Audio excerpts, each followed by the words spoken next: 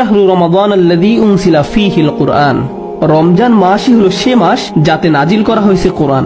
এই কোরআন হলো আমাদের সবার জন্য, গোটা মানব জাতির জন্য আল্লাহর পক্ষ থেকে চূড়ান্ত উপহার, যা মেনে চলার মাধ্যমে মানুষ আবার তার আদি নিবাস জান্নাতে ফেরত যেতে পারবে। কারণ তা আমাদের পিতা আদম আলাইহিস সালামকে উপহার দেওয়া হয়েছিল যেন আমরা আল্লাহর নিকটবর্তী হতে পারি। এই আসন্ন রমজান মাসে আমরা আসলে কি উদযাপন করতে যাচ্ছি তার একটি ভূমিকা আপনাদের নিকট উপস্থাপন করলাম। আমরা আল্লাহর প্রতিশ্রুতির বাস্তবায়ন উদযাপন করতে যাচ্ছি। আবার বুঝতে চেষ্টা করুন, একটি প্রত্যাশার প্রতিশ্রুতির বাস্তবায়ন উদযাপন করতে যাচ্ছি। আবার বুঝতে চেষ্টা করুন, আপনারা অনেকেই হয়তো মনে করেন যে আপনি একসময় আল্লাহর অনেক কাছাকাছি ছিলেন, আমি অনেক ভালো মানুষ ছিলাম, বা আমার হৃদয় এখনকার চেয়ে আগে আরো পরিষ্কার ছিল। কোনো কারণে হয়তো আপনি সেই পথ হারিয়ে ফেলেছেন, আরো অনেক দূরে চলে গিয়েছেন।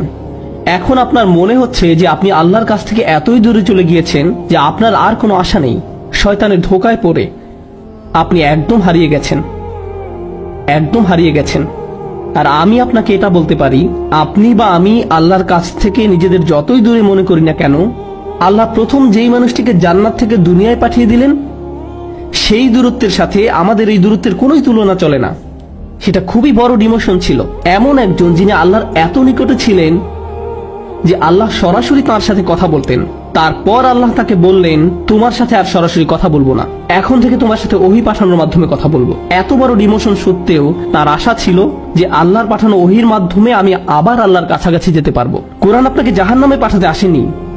কোরআন তো বলছে না যে আপনার কোনো আশা নেই। কোরআন আল্লাহর প্রতিজ্ঞা যে আমরা যতই ভুল করি বা আল্লাহর কাছ থেকে দূরে চলে যাই না কেন, আমরা আমাদের আদি পিতা আদম আলাইহিস সালামের মতো হব এবং তওবা করে ফিরে আসব।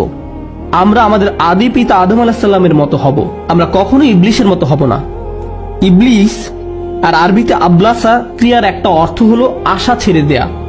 আমরা নিজেদের মাঝে আশা ধরে রাখব, আমরা নিরাশ হব না। আর যখন আপনি নিজেকে বলতে থাকেন যে আপনার জীবনের কোনো অর্থ নেই, আপনি খারাপ মানুষ, আমার কি বার করার আছে, আপনি যখন এমনটা বলা শুরু করেন, তখন আপনি আসলে ইবলিসের সুন্নত বা পথ অনুসরণ করেন। সে নিজেকে শয়তান হিসেবেই মেনে নিয়েছে, কিন্তু মানুষদের সুযোগ দেয়া হয়েছে। আমরা ভুল করবই। কুল্লু বানি আদম খাত্তাউন, আদম সন্তানরা প্রতিনিয়ত ভুল করে। খাত্তাউন শব্দটি খতিউন থেকে আসলে আলাদা। রাসূল সাল্লাল্লাহু আলাইহি ওয়াসাল্লাম বলছেন যে আমরা ভুল করতে থাকবো, কেবল একবার না, ভুল করাতে যেন আমরা আসক্ত। খাত্তাউন শব্দটি খতিউন থেকে আসলে আলাদা।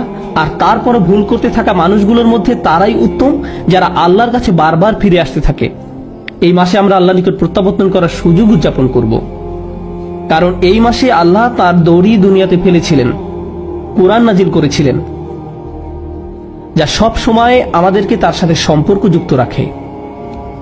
যখন আপনি কাউকে খুব মিস করেন, আপনি তাকে কল দিতে চান, তার কণ্ঠ শুনতে চান। মৃত কাউকে আপনি যখন মিস করেন, তখন হয়তো তার কোনো ভিডিও ছেড়ে দেন, হয়তো আপনার মারা যাওয়া বাচ্চার হাসি দেখার বা আপনার বাবা মায়ের কথোপকথনের কোনো ভিডিও দেখেন। মানুষের যখন প্রিয় কারো স্মৃতি মনে পড়ে, সে তার সাথে কথা বলার জন্য উদ্গ্রীব হয়ে পড়ে। আল্লাহর কাছ থেকে আমরা যদি দূরে চলে যাই, তখনই আমাদের তার সাথে কথা বলা আরো বেশি প্রয়োজন। আমরা তার কথা শুনতে চাই, আর সেটি হলো আল্লাহ আমাদের দিয়েছেন। এই রমজান মাস জীবনের এক মহা সুযোগ।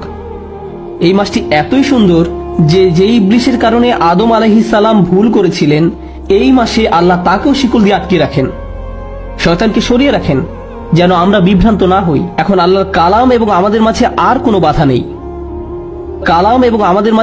কোনো বাধা নেই, ফলে আমরা সহজেই কোরআনের সাথে যুক্ত হতে পারবো। সুবহানাল্লাহ।